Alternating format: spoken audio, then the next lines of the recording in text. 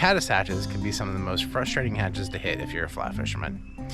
You can be in the middle of a massive hatch and no surface activity whatsoever. Or if there is some, it can be really sporadic. Caddis hatches are famous for fish feeding on the natural's subsurface. Yes, you can hit those ideal situations where trout are just rising everywhere for a caddis, but a lot of times it is going to be sporadic feeding. And in these cases, I do like to use the X Caddis. The X Caddis kind of meets things in between. It's a dry fly pattern that rides on the surface, but it has emerger qualities, such as the trailing shuck of the tail. Let's go tie it, and I'll talk to you a little bit more about when I like to use it. Okay, after we've gotten ourselves a nice hot cup of coffee, I'm going to put a size 14 hook, dry fly hook into the vise.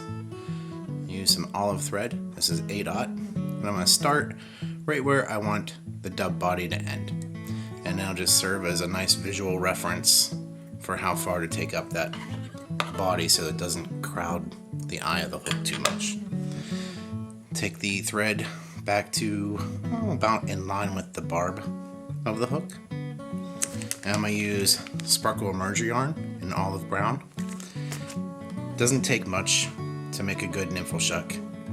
Just a small clump. You can also use Z-Lon or poly for this step. I'm just going to tie that in. Trim off any excess there. And I'm going to trim this so it's about 1.5 hook gaps in length. So about right there. For the body, I'm going to use beaver dubbing in Caddis green. And you can also tie these in tan. Heck, I've even used them with a peacock body, and it works really well. But I like the beaver dubbing because it has just enough soft fur that it can dub really tight onto the thread. But it also has some spiky guard hairs mixed in to give it that little buggy look. Alright.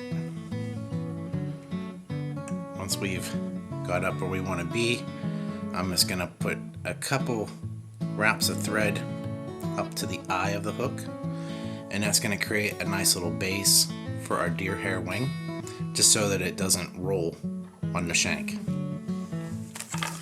Now for the deer hair, this is really just thin, light deer hair. And all it takes is a small clump. Not much at all. About 1/3 of a pencil thickness, probably.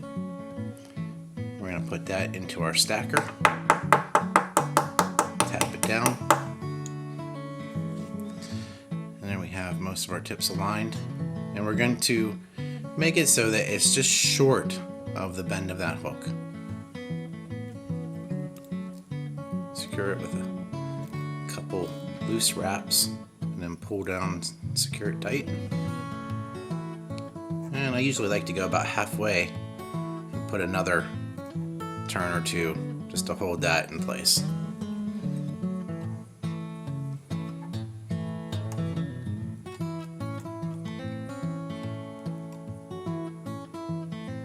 Once we have it all whip finished, we're going to pull all of the butts of the deer hair forward. Separate them from the wing. As we pull them forward, we're going to trim them straight, right just in front of the hook eye.